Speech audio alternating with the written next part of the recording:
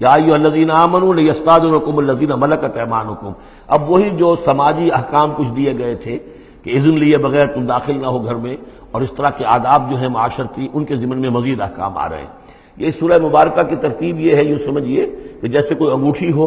اور بڑا سا ہیرا جو ہے لگا ہوا ہے، دونوں طرف جو ہے وہ اس کا پتلے سائڈ سے یہ ہار ہے، اور اس کے نیچے جو ہے درمیان میں کوئی بڑا ہیرا ہے، دوسری طرف ہوتی ہیں۔ اس کے بالکل وسط میں 5واں رکوع ہے، یہ اللہ نور السماوات والارض مثل نورہ کمشکاۃ فیہا مصباح،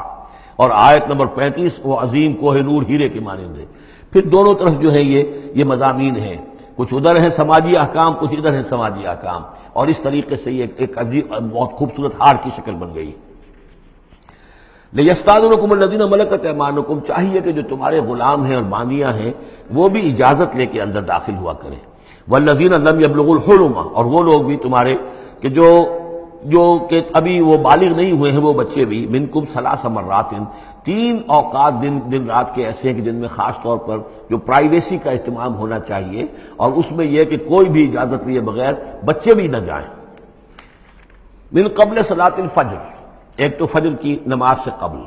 وحین تضعون ثیابکم من الظہیرۃ، اور جو تم ظہر کے وقت ظہیرہ جس کو کہتے ہیں، اپنے کپڑے ذرا اتار کے سستاتے ہو، قیلولہ کرتے ہو، ہلکے کپڑوں کے اندر انسان لیٹتا ہے۔ ومن بعد صلاۃ العشاء، اور نماز عشاء کے بعد۔ ثلاث عورات لکم، یہ 3 اوقات تمہارے پردے کے اوقات ہیں، یہ تمہاری خاص پرائیویسی کے اوقات ہیں۔ لیس علیکم ولا علیہم جناح بعدہن، ان کے علاوہ عام حالات میں کوئی حرج نہیں ہے، بعدہن کہ وہ یعنی وہی تمہارے ملازم ہیں، تمہارے غلام ہیں یا باندیاں ہیں، یا اسی طریقے سے تمہارے بچے ہیں۔ طوافون علیکم بعضکم علی بعض، وہ آئیں جائیں گھروں کے اندر، ظاہر بات ہے کہ اس کمرے میں آئے ہیں، اس میں گئے ہیں، اس میں کوئی حرج نہیں ہے کہ وہ آئیں جائیں اور پھریں۔ کذالک یبین اللہ لکم الآیات، اسی طرح اللہ تعالیٰ تمہارے لیے اپنی آیات واضح کر رہا ہے، واللہ علیم الحکیم، اور اللہ تعالیٰ علیم اور حکیم ہے۔ وَإِذَا بَلَغَ الْأَطْفَالُ مِنْكُمُ الْحُلُمَ، اور جب تمہارے بچے جو ہیں، جو لڑکے ہیں، وہ بھی بالغ ہو جائیں، انہیں سب سمجھ آ جائے، جو بھی معاملات ہیں دونوں شوق کے، فَلْيَسْتَأْذِنُوا كَمَا اسْتَأْذَنَ الَّذِينَ مِنْ قَبْلِهِمْ، تو پھر وہ بھی اذن لے کر اسی طرح داخل ہوا کریں جیسے کہ پہلا حکم آیا تھا کہ اذن لیے بغیر گھر میں داخل نہ ہو۔ کذالک یبین اللہ لکم آیاتہ، اس طرح اللہ تعالیٰ تمہارے لیے اپنی آیات کو واضح کر رہا ہے۔ واللہ علیم الحکیم، اللہ علیم اور حکیم ہے۔ والقواعد من النساء اللاتی لا یرجون نکاحا، اور وہ عورتیں تمہارے میں سے، تمہاری خواتین میں سے کہ جو اب بیٹھ رہی ہوں، یعنی لا یرجون نکاحا، اب وہ نکاح کی امیدوار نہ ہوں،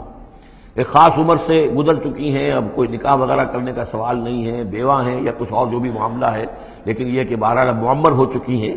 فَلَيْسَ عَلَيْهِنَّ جُنَاحٌ أَن يَضَعْنَ ثِيَابَهُنَّ،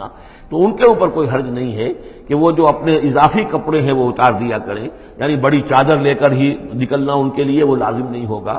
یا اگر اپنے گھروں کے اندر بیٹھ کر وہ جو اوڑھنیاں ہیں ان کو مکل مارنے کی جو ان کی پابندی دوسری خواتین پر ہے، اس میں ان کے لیے درد بھی ہو سکتی ہے، اس لیے کہ اب وہ اس عمر سے گزر چکی ہیں۔ والقواعد من النساء اللاتی لا یرجون نکاحا فلیس علیہن جناح ان یضعن ثیابہن غیر متبرجات بزینہ، لیکن ان کی نیت یہ نہ ہو کہ وہ اپنی زینت کو وہ ظاہر کریں اور لوگوں کی نگاہوں میں لائیں، نیت کا معاملہ جو ہے وہ دوسرا ہے۔ وَأَن يَسْتَعْفِفْنَ خَيْرٌ لَهُنَّ، اور اگر وہ اس معاملے میں احتیاط ہی کریں تو بہتر ہے، اس رعایت سے فائدہ نہ اٹھائیں تو بہتر ہے، اس لیے کہ شیطان جو ہے وہ ہر وقت طاق میں لگا رہتا ہے، نہ معلوم کس وقت کس کے دل میں کیا خیال پیدا کر دے۔ واللہ سمیع علیم، اور اللہ سب کچھ سننے والا اور جاننے والا ہے۔ لیس علی الاعمی حرج، اب چونکہ یہ جو احکام دیے جا رہے تھے تو اس معاشرے کے اندر ایسا بھی تھا کہ کسی خاندان کے ساتھ کچھ لوگ جو ہیں بیچارے، کوئی لنگڑا ہے، کوئی اندھا ہے، اپنے برادری کا ہے، اپنی رشتہ داروں میں سے، وہ بھی گھر میں رہ رہا ہے، وہ اپنی کوئی آزاد جو معاش اور آزاد جو ہے کوئی معاشرتی حیثیت کا اہل نہیں ہے، تو اب ان کے لیے کیا ہوگا؟ کیا یہ ساری پابندیاں جو ہیں اسی طریقے سے ان کے اوپر بھی پوری طریقے سے عائد کی جائیں گی؟ تو ان کے ضمن میں کہا جا رہا ہے کہ وہ اگر تمہارے گھروں میں رہے تو کوئی حرج نہیں ہے۔ لیس علی الاعمی حرج، کوئی کسی اندھے کے اوپر کوئی حرج نہیں ہے، کوئی تکلیف نہیں ہے۔ ولا علی الاعرج حرج، اور نہ ہی کسی لنگڑے پر، ولا علی المریض، اور نہ بیمار پر حرج، ولا علی انفسکم، نہ تمہارے اوپر کوئی اس میں کوئی تنگی ہے، ان تاکلوا من بیوتکم و بیوت آبائکم، کہ تم کھانا کھایا کرو اپنے گھروں سے، اپنے باپوں کے گھروں سے، اور بیوت امہاتکم یا اپنی ماؤں کے گھروں سے، اور بیوت اخوانکم اپنے بھائیوں کے گھروں سے، اور بیوت اخواتکم یا اپنی بہنوں کے گھروں سے، اور بیوت اعمامکم یا اپنے چچاؤں کے گھروں سے، اور بیوت عماتکم یا اپنی پھوپھیوں کے گھروں سے، اور بیوت اخوالکم یا اپنے ماموں کے گھروں سے، اور بیوت خالاتکم یا اپنی خالاؤں کے گھروں سے، او ما ملکت مفاتحہ یا یہ کہ جس کی کنجیاں تمہارے ہاتھ میں ہے، کارخانہ ہے، اس کے مالک ہی تم ہو، وہاں جاؤ اور وہاں پر جا کر تم کھانا پینا ہو تو کھاؤ، اور صدیقکم یا تمہارے اپنے دوست ہیں اس کے گھر سے، لیس علیکم جناح ان تاکلوا کوئی حرج نہیں ہے تم پر اس میں، ان تاکلوا جمیعا کہ سب مل کر کھاؤ، او اشتاتا یا علیحدہ علیحدہ کھاؤ۔ اس کو خامخواہ بعض لوگوں نے عورتوں اور مردوں کے اوپر وہ جو ہے اس کا انطباق کر دیا ہے کہ چاہے تو عورت اور مرد مل کر کھائیں اور چاہے تو وہ علیحدہ علیحدہ کھائیں۔ یہاں مراد یہ ہے کہ بسا اوقات ایسے مواقع پر انتظار میں بڑی دقت ہوتی ہے،